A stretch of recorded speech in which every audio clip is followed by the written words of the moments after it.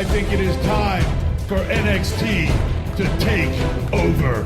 Suplex City, bitch. What's your favorite match? My favorite match was with Melina and Alicia Fox. Who? I told my father I'm gonna set up my own lucha league in America, and I'm gonna make it the best league in the world. I'm gonna leave him in a pile of blood and urine and vomit.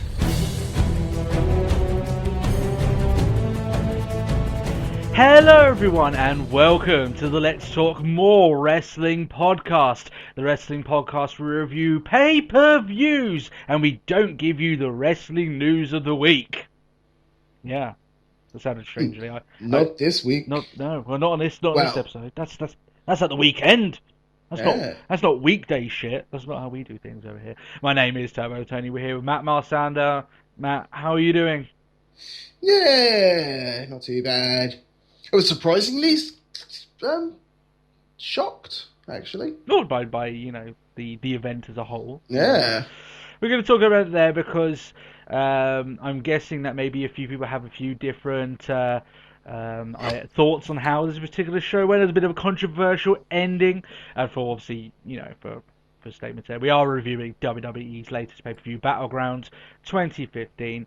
We'll be running down the show, giving our thoughts, as we are known for here on this show. Like I said, we never intended to do the pay-per-view reviews. We're now always doing them, and I know you drove this thing, Matt. It's all on you for it. Yeah. Oh, my bad. You're bad, yeah. So, without any further procrastination, let's get into the show. The pre-show: King Barrett versus R-Truth. Which is a running theme for Let's Talk Wrestling. What's that, you may ask? Well, we don't watch the fucking pre-show. And guess what? I don't give a shit. Yeah, because we don't care. And when you put matches like this on the pre-show, I have even less inclination to go out and watch it. I mean, we gave our thoughts on this match, on this rivalry as a whole. Do you know what? The only pre-show I've actually watched was Mania. Yeah, I watched like the full 2 hours as well, and the first hour that was bullshit, to be honest. It was kind of boring. BS backstage, yeah. The best part was Renee Young trying to fix her hair, like throughout all the wins and everything. Yeah, thing, so. Just like, yeah. And here it's fine. Yeah. Yes, cool. Poor girl. She was professional. After all. Yeah. So what happened in this match? King Barrett did beat R-Truth. I think, hopefully now we can just hope that this particular rivalry is done, and we don't have to watch it anymore. That's the hope there, that we don't actually have to deal with the fact that we've got Barrett against R-Truth anymore.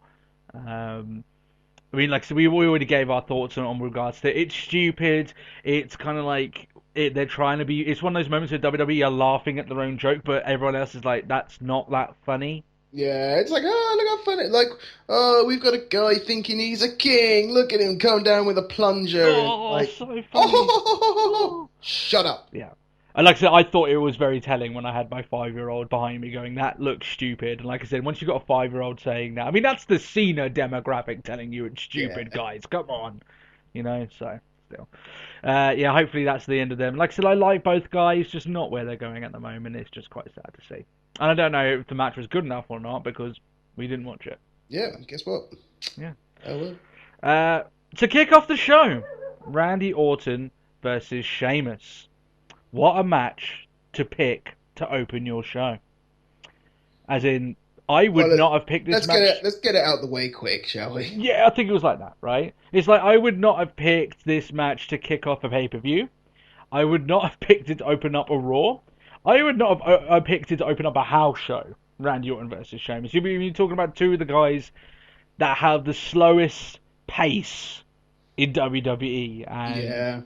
have unfortunately bored us to tears at times. I mean, I guess the one thing that was pretty good is if you just consider, like, oh, just get them as the St. Louis crowd happy. There you go. Look, there's the home guy. Bye. I think that's what carried a lot of some of the match, to be honest. Yeah. It was the St. Louis response from Randy Orton. I mean, if you put that match in any other building, as we have seen, we've seen Randy Orton against Sheamus this month, no less, right? Then the match sucks. We've seen it, right? And people aren't into it. It's a dead crowd. It's not a match that really entices people to get involved in the show and to like Randy Orton versus Sheamus isn't going to get you on the edge of your seat jumping up at close and near falls. It's just not going to do it. At all. You know. What I will say, I will give to him though. I mean, in terms of match quality, yeah, in terms of the slams and the holds, yeah, it holds up. In terms of interest, I mean, you've got a match here that I thought was longer than it had any right to be with these guys in a random rivalry. Yeah, but like I guess at no point was I don't say at no point was I bored with the match, but that would kind of be a lie. But at no point no point was I just like, oh, just end. But at any point where you like, okay, I could take another half an hour of this. You weren't like, oh, I want to see more of this. No, I think it's I wasn't like edge of my seat in any way. But I was just sort of like, yeah, I don't really care. No. I thought it would have been quite nice if actually you had the Divas go out in there and have the opening match. I thought maybe that would have been pretty interesting instead of being put in the. I mean, when has a Divas match opened up a show, opened up a pay per view? It's never happened. It's supposed to be having this new era in women's wrestling, right? The revolution. We all saw what happened on Raw. Why not have them have the opening show? I would not in a million years would I've ever picked Orton versus Sheamus to kick off the show. I mean, we were told, growing up, getting into wrestling and. The two most important matches of the show is the curtain jerker and the main event, right? So that technically means that Randy Orton versus Sheamus was one of the most important matches of the show. Nah, not really. Not so much. I'll pass on that. I mean, this is one of the issues with WWE and their storylines is that it's inconsequential. I like to use that word a lot because it perfectly sums up kind of what's going on. Randy Orton beating Sheamus, it will kind of factor into nothing. In like a week, it will mean nothing, so... Yeah, that's what I meant. But we've said about this the whole time, where it's just sort of like, I don't care for this rivalry, whatever it may be. Well, literally the week after it apparently started, I'd forgotten what it was about. So you know, and both men. Listen, like I don't want for people to think that we're ragging on them. Like, oh my god, you're being so negative. We're being negative because the storyline writers could have done better by two very good wrestlers. Let's be honest, they are good, even if they're not good wrestling each other. Randy Orton and Sheamus are fine athletes, right? They should have had something better cobbled up in a month than what they had done up here. So, Primetime Players versus the New Day in the rematch of the from the PTP winning the championships at the last pay-per-view. Mm-hmm. Now, one thing I will say is that this is another okay match, not mind-blowing, not up to the scratch to the matches that we had with Tyson Kidd and Cesaro against the New Day, by no means. I mean, they were stealing pay-per-views. You know, they were stealing the show, those guys. But yeah, I can't say that this one is bad. You know, it was okay. I think that's... I can't really review it any other way. It was I didn't mind watching it. Would I go back and watch it again? Probably not.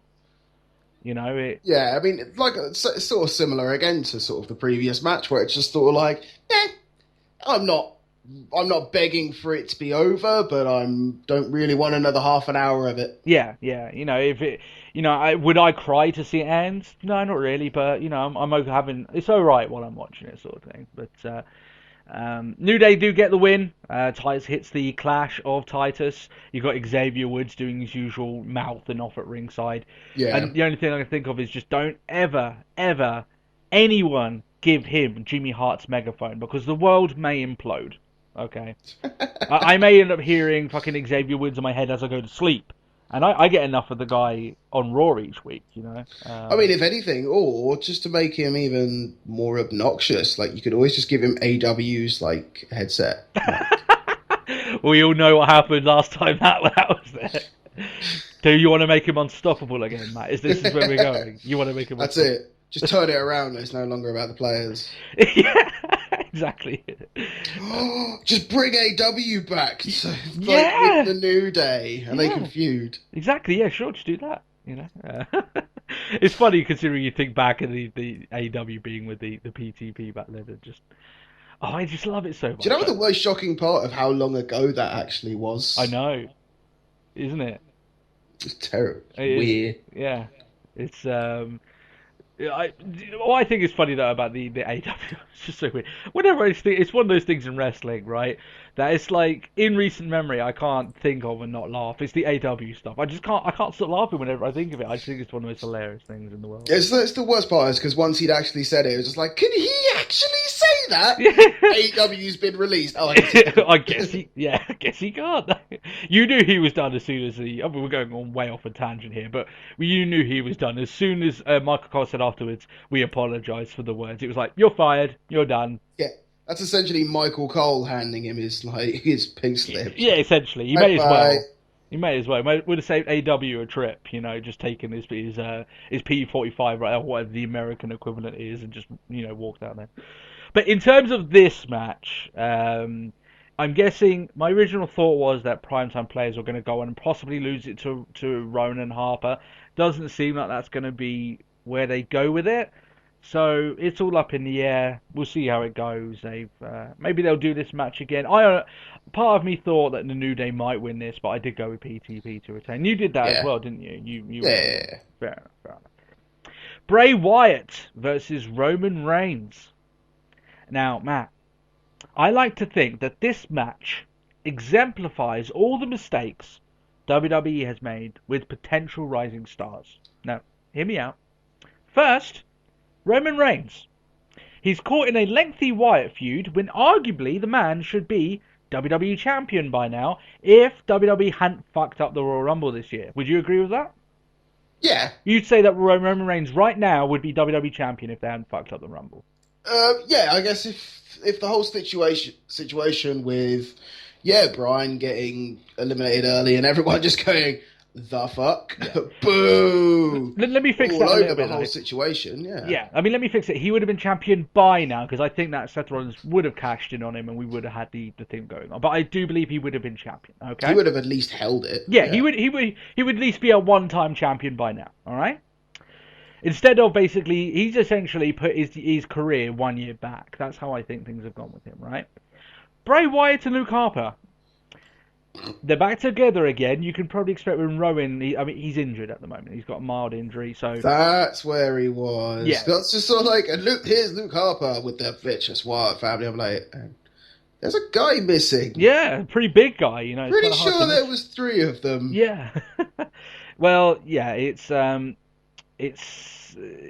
injured. He will come back eventually. He probably will join up back with them.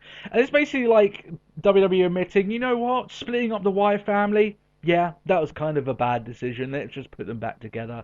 Because they failed to do anything with Bray Wyatt. They failed to do anything with Luke Harper. The only things that they did with them really was do, the Survivor Series stuff. But even then, can you really say that was, Rowan essentially was jobbing to like the Big Show for the best part of his time away. So yeah, that's true. But with all that put aside, I thought this was an okay match. I thought it was good. I did like seeing Wyatt and Reigns in the ring. You think that hopefully once WWE kind of gets the act together, we could be having a glimpse of like a future pay-per-view title feud right here. If everything works out and they're booked the way they should, but one can hope anyway. When we were saying before that we thought that the likes of Bray Wyatt and Roman Reigns they would be doing main events and stuff like this, Yeah. So mid card. Yeah. Like I said, that's the reason why I highlight it. Should they be wrestling each other in what is kind of a mindless match in the mid card of a pay per view?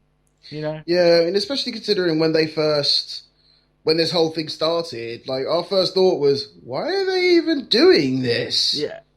Like, at one point, we thought it was just a mindless sod it, let's just chuck them together. That's what it is. I firmly believe that's exactly what it is. They want a new challenger for Wyatt. Oh, look, Roman Reigns is not doing anything. That'll be interesting. They literally did that. Yeah. And like I said, I think that Roman Reigns has been in a situation where he's not had any direction since after WrestleMania because I'm sure that WWE didn't have a contingency plan of, shit, okay, we can't make this guy the champion. What do we do with him now? Yeah. And that's the sort of situation that they're in now, where they're trying to keep him strong, but trying to drag things out. And that's the situation he's in. So Harper interferes. He's like all hoodied up, looking straight out of the ghetto, is Mr. Harper. He gives Wyatt the victory. Wyatt kind of takes control, hits the Sister Abigail, pins Roman Reigns. You don't see that too often, but pins him. And one thing I will say, considering one of my rants recently was the fact that Roman Reigns could beat. Do you remember he could beat Bray Wyatt after wrestling 2 prior matches and having the Authority interfere in his match? Yeah. So consistency, a little bit. It's a little bit like. That's it. It's gone again. Man, all they should have had all the Authority needed back then was just get Luke Harper in a hoodie. Surely that's all they needed to do. And it's like, Harper, my weakness. it's like his hoodie is Roman Reigns' kryptonite. Superman punch. It's like comes out, just can't handle it. Nah, rumor is it, Matt, that considering what happened later on in the show with certain someone returning, we'll get into that another person who hasn't been around in a little while, Sting, is rumored to return for SummerSlam. There were all the rumors. Remember, we had that Sting and that guy we'll talk about later. Would be coming back for SummerSlam. Now the rumor is that we're going to have Sting, Reigns, and Ambrose against the Wyatts, and they'll probably replace Rowan with someone else. We're going to see how that plays out. I haven't watched Raw yet. I don't know I don't think there's any references to that yet. I've not seen anything, no. But you know what? It kind of makes sense. I haven't watched it yet, so that kind of... Yeah, I mean, a lot of people are saying they're like, oh, why hasn't he made an appearance yet? It's because The Undertaker's around. WWE don't want anything taking focus away from the fact that The Undertaker's there. So they have The Undertaker do his thing. You were trying to avoid saying his name not 2 minutes ago. You're like... yeah. You were not going to mention... But now that The Undertaker's around, it's like, Jesus. I was attempting to keep up the allure, but clearly I failed. Right there. I did. In a big way. Oh, well. I tried, guys. I tried. But yeah, apparently they don't want to, I'm guessing they don't want to take the allure off of Undertaker. So they're like, you know what? We'll leave Sting. He can go in the mid-monthers and we can have Undertaker do his dates here and then come back for SummerSlam. That's how it probably end up playing out. So. Yeah. What do you think of Wyatt against Reigns? Like I said, are you feeling this feud or you not? I mean, it was solid, but no, I can't say I am. Is it? I guess it goes on the front of like it's solid, but is it really memorable? Does it make sense? Not really. Not terribly. No. It's 2 guys who have a very physical game, but that's about it. I get the feeling as well that WWE maybe this is one of the matches they should have saved. Really built up for rather than just kind of randomly thrown together, but. Still, anyway. Yeah. Charlotte versus Brie Bella versus Sasha Banks in a triple threat match. They had all their backup at ringside as well. So you had Becky Lynch, Paige, and the most unlikable Paige I've ever seen. I did watch Tough Enough, and we'll get onto that on the weekend show. But geez, I hope she's not like that in real life. But anyway. Yeah, I tell you what, this was a very good match, guys. It was a very good match. Once Brie Bella was thrown out of the equation, yeah. I get the feeling Brie Bella was trying, but when you've got Charlotte and Sasha Banks in the ring, it's kind of best that you get out of the ring and let them do their fucking stuff, because they're a lot better than you. I'm just being honest. Just get the fuck out of the ring and let the real wrestlers do their thing, so we can enjoy it. So... by the way, guys, you may be thinking, wow, he's being quite harsh. I really hate the Brie Bella character. I've explained that she's the most spineless woman, and it's down to WWE's go of it. But yeah, it's like, yeah, as soon as Brie Bella was kind of removed from things, it was like, okay, all right, let's get ready. Oh, she's back in the ring. But someone just get rid of her, please. It's just we don't really want her around, and it's like, okay, now we're back into it. It was almost like I had that sort of dynamic to things.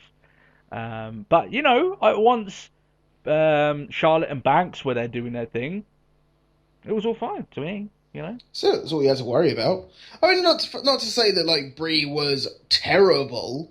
It's just I didn't really care when she was in the ring. Yeah, you wanted her out of the ring, more than like all of a sudden. I'm just thinking to myself, well, why couldn't Team Bella get a new person, and then we could have had a decent triple threat match? Yeah, yeah, but that I think the reason they made Team Bella is to kind of exemplify like all the current. Look how much better they are. Yeah, and plus, if you bring up who else? Or you could put Sasha Banks with them, I guess. But people are going to cheer for Sasha Banks. Let's just be honest. And that's not really what they're going for at the moment. So Charlotte gets the victory here with figure eight on Brie. The fans cheered quite happily. They were into this match. There were some points as well where I think the WWE made the audience were kind of like, wait a minute, this is a Divas match going over 10 minutes. Like, we're not used to this. We don't know how to respond. I'm pretty sure I heard an awesome chant. Yes, but it also at some points I got the feeling that the fans kind of didn't really know. They have to be educated that this is the kind of stuff they need to see. You know. Yeah. It's going to take a little They're while. just like it's an awesome chant for Divas. Yeah. Yeah. God. I mean. One of the things I will say though about the Divas thing, I'll go back to my classic statement. I think it's the most poignant thing I ever said about the Divas is that it wasn't broken overnight. It was broken over a course of many, many years. It's going to take many, many years to fix it. So one good match on a pay-per-view is just the start, you know. Yeah. So hopefully we can see. I mean, we've had a few good matches recently, I suppose. Maybe I'm getting a little bit too optimistic, but I think it's okay to get your hopes up a little bit with this. Yeah. Just a little bit though, because we've had our heart broken. Talking of people that their heart broken, Matt, how are you doing? I'm okay. Are you alright? No. Yeah. So how about that? Don't do it. John Cena, huh? Don't do it, man. How about that, Don't John Cena? be that guy. I warned you, Matt. I warned Kevin. I said, how many times did I say it? Right? If you're a rising star, get the fuck out of Cena's airspace. I warned you, and I warned you, Matt. I warned you, and now your heart is broken, and now you'll have to learn again that no matter who you are, you will lose a rivalry to John Cena. Do you know the one thing I loved the most about this was right at the end, where in one shot of the camera there was both sides. There was those two adults in the front with Kevin Owens shirts on, going, "What the fuck?" Yeah. And just next to them was like a little 5-year-old kid with a never give up towel, going, "Yeah!" You couldn't have exemplified the situation better than that one picture. Yeah. You've got two people there, probably who paid for Kevin Owens shirts, sitting there like, what's the fucking point? And you've got this little kid going, "Yay, John Cena!" Did it! Right. Matt, I also had an epiphany after this match that recently on the Let's Talk Wrestling podcast, of which I am the host of, and you are, of course, as well, that I have been letting this slide recently simply because I accepted it would happen. I had let it slide because I knew that John Cena would beat Kevin Owens. I knew he would win the rivalry. And I knew that Kevin Owens would come out looking worse than he did going in. And I had accepted it. And that's why over the last couple of episodes, Matt, you've probably noticed it, I haven't really been that angry about it. Right? I've just been like, it's going to happen. Yeah. You know what? No. I'm going to explain why the fuck this is wrong. And I'm going to explain how damaging the last month has been to Kevin Owens, who I said is the best heel they have on their roster. Better than Seth Rollins. Yeah. Right? Let's go through this. Are you ready, Matt? Sorry to break your heart a little bit more, but I have to kind of explain it. Right? I know. Owens has gone from being the NXT champion. He has gone from being unbeaten. He's gone from the man who beat John Cena in his first match on the main roster. Yep. And over a course of a month, he has lost the NXT Championship. He has been pinned multiple times. He has lost to John Cena twice. He has looked like a pussy. And now he has no momentum. Funny how a month can change a lot of things, huh? It's almost like Kevin Owens has had such a bad month that he's kind of fizzled out. He's had the John Cena effect, that the sheen has now gone off you. And yes, maybe I had accepted it was going to happen. And, you know, like I said, I was about to let it slide. And almost like I had an epiphany. I was like, no. We've gone back to this thing again. It doesn't matter who you are, right? It doesn't matter who you are. If Vince McMahon wants John Cena to beat someone, he doesn't give a shit who it is. In fact, if you're new and you're hot, you're all more ripe for the picking. And people may be saying, well, did you want Owens to win this match? But considering you said, well, there's no plan for John Cena, he should stay champion. I stand by that. Do you know what I would have done? I wouldn't have booked the fucking match. I would have kept Kevin Owens as far away from John Cena as I possibly could. So, do you want him to go over? Yes! That's all I wanted! Yeah. But, like, listen, Nat, what was my idea that I pitched to you? And the more I think of it now, the more amazing it would have been. The more amazing it would have been. To have Cesaro 2 weeks ago in that match that was match of the year if you're just counting Raws, right? Yeah. It was phenomenal. To have Cesaro beat John Cena, become the United States champion. A huge moment for Cesaro. And then Kevin Owens still has his match. John Cena still has his rematch. It's now a triple threat match at Battleground. Yeah, so, I can go for that. And then at that point, if you want John Cena to win back his championship, you know what? He can. It's a small run for Cesaro. It's still a moment he'll always remember. And it does make him look a bit better. I mean, he beat John Cena for the belt, right? Yeah. Doesn't matter if you lost it afterwards or even you got pinned. Then you spare Kevin Owens from being pinned, right? And he can go on and cut fantastically great promos on how he wasn't pinned. Cesaro stole that from him. You can have like a mini feud with Cesaro if that's what you're going for, right? And then, Matt, man, maybe I'm going to piss off a few people in this. You wouldn't rerun the first match for the third time. Did you not think, just a little bit, watching this match, as good as it was, that they did nothing different from what they've done in the first and second matches? No. Nothing really shocked me. Although I think probably the worst part is I was also quite numb to it, I suppose. Okay. Well, like all the hits have got to a point that's like it's just too much. It's like, yeah, a little bit like. I think it's probably because I knew the result as well, so I was like, this is really good, but yeah. It's like you're going through the motions of all these moves that they've done on each other, and it gets to a point. This is a problem now with the Cena matches that he's having. They're great matches, but something is wrong with the booking of them. Your finishers aren't finishers anymore, right?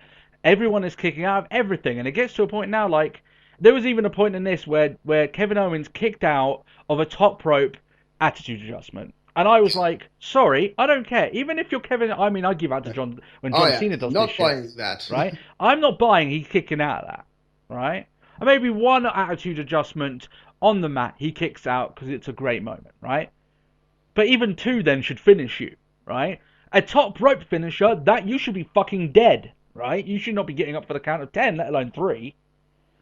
And yeah, like I said, the more I think of it, that Cesaro idea, it kind of like it troubleshoots all these problems. John Cena's still your champion, he still wins the belt.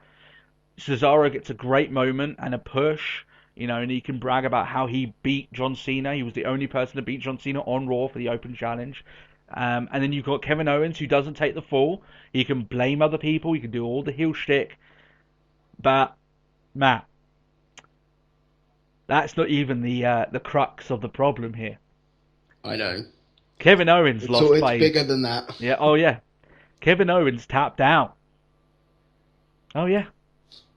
Kevin Owens tapped out. He got made to look like a bitch. He got made to look like a pussy. And those were two words. Those were words that we would not have ever wanted Kevin Owens synonymous with. It's almost like you're immediately seeing what being on the main roster does to you. Yeah. NXT had done such a great job of making us hope that Kevin Owens could be this great heel that could push and be one of the big stars of the company going forward. And then the John Cena effect. Get the fuck out of his airspace now. Yeah. Well, it's like earlier on, like, I don't know if you've seen it. I know I told you about it. It's like a picture of, like, the big NXT 5, and there's just, like, crosses through Owens, Neville, and Zayn. Just a picture of a smirking Cena, just like, 3 down, 2 to go. Yeah. It's getting a little bit silly. People may say, "Oh, right, you're being very hateful on Cena here." It's not Cena I don't hate. It's fucking Vince. It's McMahon. He's the one, for some reason, who seems to think John Cena needs to be protected. He's Yeah. been protected his For entire no career. reason. I can't think of anyone more in the wrestling industry that's been protected more than John Cena. No. And how many new stars Vince just likes to feed him. Feeding him new stars over and over.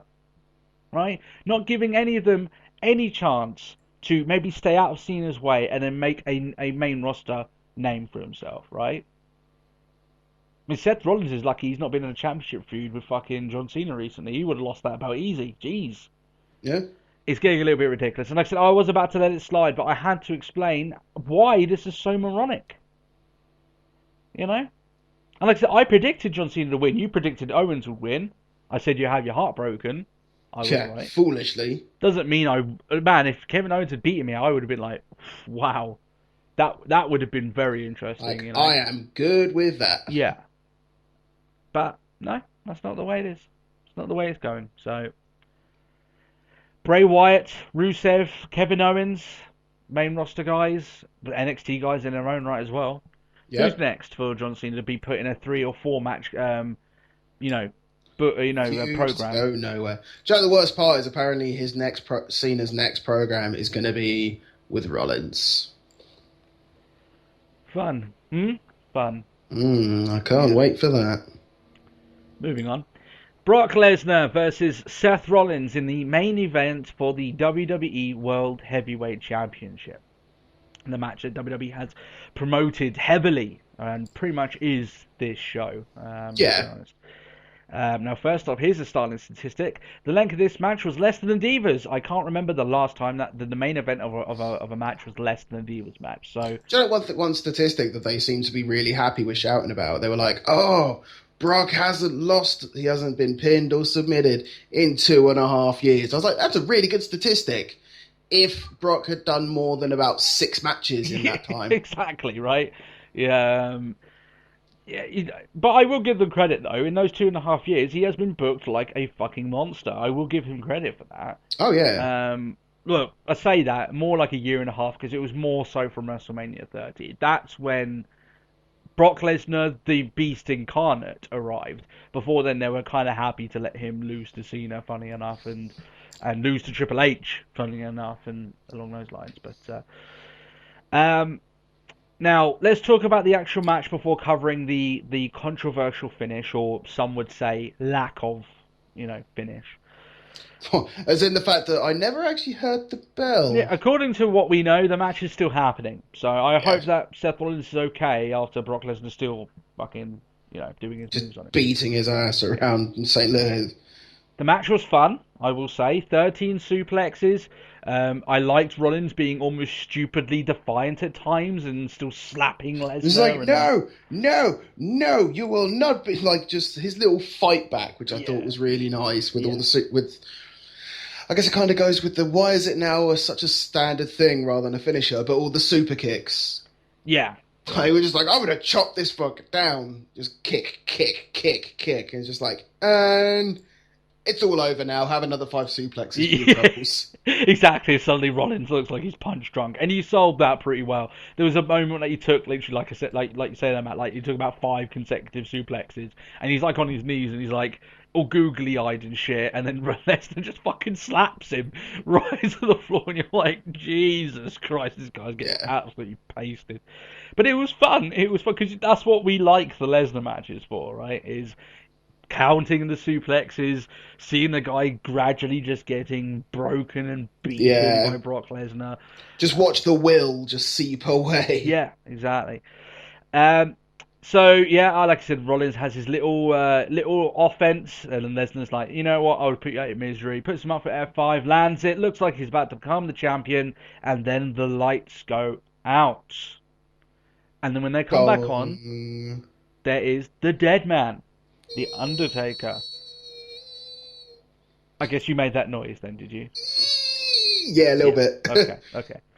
I you know what? I loved it. I thought the angle that it was done was pretty good. Even though I dislike it for the right reasons as a fan. I would have really hated it if Undertaker had slammed Lesnar, and then Rollins slimies in at the end and pins the guy and walks. Oh, if Rollins got the win because of Undertaker, yeah, that would have pissed me off. Yeah, because I mean, after two tombstones, which is what he did on Lesnar, yeah, even Brock Lesnar ain't getting up from that, right? Well, according to John Cena's new logic, finishers aren't really finishers, right? Yeah, fuck your finisher. But then, to be fair, it is Undertaker. Yeah, right. Tombstones always come off as one of the really powerful. I mean, people weren't kicking out of that until Shawn Michaels made it famous, right? So, so yeah, then you have them like I said, the fact is I don't want Lesnar to be pinned that way, but I guess that's what Rollins can come out and be like, I pinned Brock Lesnar, and he can come out and do all this stuff. It kind of works, right? But that never happened. Seth Rollins, literally, it's like I said, there was no bell, there was no DQ bell, there was... It's it's like the referee and Rollins just disappeared. Yeah, apparently Undertaker abducted them. I don't know what happened. He took them to hell. Yeah, I don't know. Maybe someone should ask Seth where he was within the hours of that pay-per-view last night, because I don't know where the fuck he went. All of a sudden he got lost. I don't know, but so yeah, Undertaker appears, he lays out Lesnar, and that's how the show ends with Taker, doing his usual shtick. He's getting on the knee and raising his hand out. On the tongue, just like turning, still facing the Titantron and a fist in the air. Yeah. I mean, he looks in decent nick, does he not? He looks better. He does, but I'll admit there were, like, how it usually is. Like, you get all these dirt sheets, and they're like, "Oh, Undertaker's been spotted at the gym training." It's like, the guy used to be a former athlete. Like, even if he never returned back to the ring, you've got to consider the guy used to be a professional athlete. Yeah, like he's... Oh, a guy who's an athlete went to the gym. And? Yeah, it's a little bit like it's that. I kind of hate the dirt sheets for something like that. Obviously, this time, yeah, okay, it was kind of right, because he came back. There has been times that like we've seen loads of pictures of like Undertaker not working out but being places, and they're like, oh, is he going to return? No, he's just there with his wife enjoying his life, that's it. He's just he's taking the day off, sort of thing. Yeah. Well, he has 360. Well, apparently now he doesn't. Now he's got to work more than one day a year. So that's it. That's interesting. I mean, that was the one thing I just really liked. I was like, hang on a second. Suddenly we've travelled in time, and it's Diddy Mania. Yeah. We've got 4 to 6 months. What's going on? Great Jesus. Scott! Yeah. When was Rumble? Damn it! What year is it? You're going out of your house and doing the Back to the Future thing, wondering if there's hoverboards in the future. Yeah, that's it. Or like sort of going back to like Christmas Carol. It's just like, what day is it? Yeah. You got some kids selling newspapers, and you're like, what day? What year is it? Yeah, something along those lines. Which, by the way, would make a fantastic skit if we had the money to do something along those lines. But now, here are the problems. Okay, and I would like Matt to, as a big fan, right? I mean, I'm a big fan of The Undertaker, but as someone who, I did enjoy it. I don't want people to think I did enjoy it, but maybe I saw the flaws in it quicker than you did, shall we say, okay? That after it was done, I was under the thought of, wait a minute, whoa. Something's not quite right here. Okay. First of which, Undertaker, apparently he was quite fine over, dealing with Bray Wyatt. Apparently dealing with Bray Wyatt was more important than the grudge he has against Brock Lesnar. Yeah, okay. Which is odd, because, yeah, even if he lost against Bray Wyatt still would have been spouting the same stuff. I'm the new face of fear. Apparently you needed to beat The Undertaker to do that, but fair enough, you're doing your own thing. So yeah, it's a little bit like a year and a half after WrestleMania 30. Now is the opportune time to stop Brock Lesnar. Maybe you might wanted to have stopped him when he was... I get what you're saying, like, with the fact it's like, it's taken this long? Yeah, you want revenge. It's like... Maybe if WWE are eloquent enough, they could spin the story that the fact that Undertaker was broken all that year after WrestleMania 30. He didn't even know if he was going to be enough to even face Wyatt, let alone Lesnar. Yeah. But now he knows. I mean, the key argument, like one argument of it would be that... with Wyatt is the fact that Wyatt called Taker out. I don't know. I get what you're saying. I'm just trying to... It's kind of stretching it a bit. Yeah. The other problem is with this, right? Guys, I'm going to break it to you. Brock Lesnar versus The Undertaker is going to suck. It's not going to be good. I'm not excited for it, to be fair. Yeah. And the reason being is because they're going to take a very, very strong approach that this is an even match. There's not going to be, trust me, Undertaker ain't taking 13 suplexes. He'll take maybe one. If you're lucky, he'll take 2. Yeah. He ain't taking any more than that. Right? That's it. The usual lineup of a Lesnar match just won't be able to happen. Yeah. And the fact is, right, Matt, and I'm sorry to say this, I'm a big fan of The Undertaker, but you know what? When Brock Lesnar does lift him up for those one, maybe if we're lucky, 2 German suplexes, I will be worried that Undertaker will be injured. And that's what I shouldn't be thinking about a man that's supposed to be the Phenom. Right? I shouldn't be worrying about if a man is going to be injured going against Brock Lesnar. Right? Now I worry less than him than I would say Hulk Hogan. Hulk Hogan will probably die. But still, they're still going to get over the fact that Taker is a match for Lesnar. When, sorry, that ship has sailed. Right? Especially the fact that he's already lost to him. And the fact that Undertaker is getting on a bit now, let's just be honest. Yeah. Yeah. And Brock Lesnar is a fucking tank. Just look at the guy, right? In a real fight, Brock Lesnar would kill The Undertaker. Yeah. To be fair, in a straight-up fight, Brock Lesnar would probably kill everyone. Yeah, but it's just the way the WWE are going to try and perceive this fight to us. And by the way, I think Taker's winning this. I think Taker will beat Brock Lesnar. Yeah. So, man, they've got to fucking sell that a whole bunch. Yeah, and some of the sheen then will go off Brock Lesnar because then he's not unbeatable the way he's been booked over all this time. It's kind of like booked into a corner, isn't it? Yeah. You're booked into a situation where, man, you'll have to have some creativity, that word, creativity, to get you out of this hole. And WWE haven't shown that they have much creativity, you know. People may ask, well, what would you have done with Undertaker? I would have put him against someone else. I would have made him come out and say, look, you know, I've fought Brock Lesnar. I know how that finishes. I'm not going through that, you know. I'm not sure I can beat him, but someone else, maybe there's a rivalry that you could build up going in towards this. I just think now Brock Lesnar against Taker is going to be one of the worst matches Lesnar's had in years. Yeah. Probably since the last Lesnar Taker match, yeah. Yeah.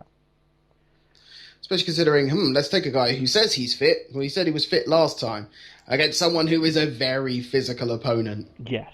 And believe me, Brock Lesnar, man, he can try and tone down the physicality, but it's just Brock Lesnar. He's going to throw you. He's going to slam you because he expects you to take the same bumps that he's willing to take. Yeah. Right? And I know he doesn't take it. I'm not trying to say, well, you don't see Brock Lesnar taking 13 German suplexes, but he is willing to take big bumps. Some of the slams he took against Big Show in the build-up to their match, he took some big hits in that, you know?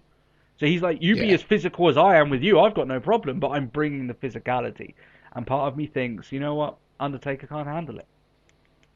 I shouldn't be thinking that, really. So hopefully over the course of this month they can make me believe a bit more than I do now. Are you on the same sort of thought track? Or are you still a little bit excited, or are you a little bit like, this match is going to suck? We can see. I'm excited, like that.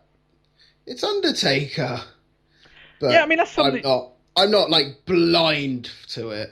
Yeah, I mean, I don't want it to come off like I'm like, ugh, it's the Undertaker. I am excited to see Undertaker. I mean, we're going to see him at SummerSlam. When was the last time he wrestled SummerSlam? That's it. I mean, hell, we're seeing him on a Raw. Yeah. The last time he was on Raw to cut a pro was Lesnar. Yeah. It's like all he did was sort of send out an eerie message over the Titantron. Yeah. For Wyatt. Yeah, it's gonna be interesting, like, to see his interactions, and it's always good to see Taker, but it's just like the believability. They're asking me to suspend my disbelief of wrestling. When I see Lesnar and Undertaker in the ring, when the shit gets heavy, there's only one person I believe is going to win that fight, and guess what? He's not going to win. Yeah. Taker will get his win back. I've always said that Taker will get his win back eventually. I thought it would be at WrestleMania 31, but they went obviously with a different thing there. But yeah, I think Taker will beat him. So what's the bottom line? He shouldn't be. Brock Lesnar should beat Undertaker, but still, that's how the way it's going. Yeah, so my thoughts on the pay-per-view as a whole, I thought it was okay. Unfortunately, I think it brings up more problems if anything, but we'll see. Yeah, how we'll it just have to see how it plays out. We'll have to see how it plays out. But the John Cena, Kevin Owens stuff, I didn't enjoy that as much as many people thought because I've seen the match already twice, you know. And they didn't do it better than they. It's almost like the first match they were trying some new things. The second one they executed it perfectly, and the third one it's like, okay, but we've seen that, all right. Yeah, It's done like it. it's not innovative if you've already done it twice before, you know. Yeah. It's not innovative at that point. So, but is it worth a watch? Yeah, it's worth a watch. It's still got some matches to see. Is it worth going back and watching again? Nah. Nah, that's probably going to sit in the vault for a while and probably not get watched again. Yeah, that's it. I think that's the bottom line. And if anyone does, it literally is only going to be for that last 2 minutes 4 minutes that Undertaker shows up and him and Lesnar scrap. That's really the only thing that this will be watched for. So, anything else you want to go over before we wrap up this extra? No. All right then, guys. We are out of here. This has been the Let's Talk More Wrestling podcast. I've been Turbo Tony. It's Matt Marsander. If you want to follow us at Twitter, what is the Twitter handle? At Talk Wrestle Pod. Of course it is. If you want to ask us any questions, you can send them to that Twitter handle. You can also leave them in the comment section below. And if you're new to the channel, why not subscribe? And you can catch our regular show over the weekend as well. Thanks a lot for watching. We hope you enjoyed the show. We hope you enjoyed Battleground, regardless of what we say. And we'll see you at the weekend. We'll catch you soon. Thanks a lot now. Bye-bye. All right, bye-bye.